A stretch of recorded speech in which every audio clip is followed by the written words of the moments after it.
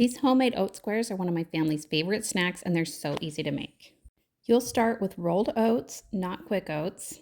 And if you need these to be gluten-free, make sure you get certified gluten-free oats. Using a food processor is the easiest way to make this recipe, but if you don't have one, you could just use a blender to pulse the ingredients.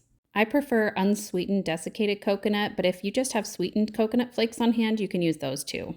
The flour I'm adding here is buckwheat flour that I've freshly ground. You can also substitute sorghum flour, or even almond flour if you want.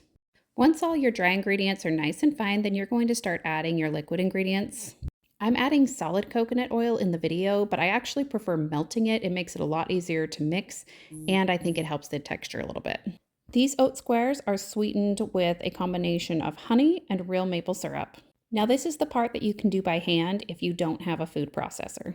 You can use any kind of chocolate chips you like here. I like using mini chips so that you get an even distribution of chocolate. These oat squares are kind of like energy bites, but they're so much easier because you don't have to roll into individual balls. You just spread out into a baking pan and then pop in the fridge or freezer to solidify. Pro tip, a few extra chocolate chips sprinkled on the top makes them extra pretty, and I always add flaky salt. Once these bars have chilled enough that they're solid, then you're going to go ahead and slice them. You can cut them like I am here, or you can make them even smaller if you want them to be bite-sized and go a little farther. I keep these in the freezer all the time for quick grab and go breakfast, after school snacks, and just whenever I need a healthy treat.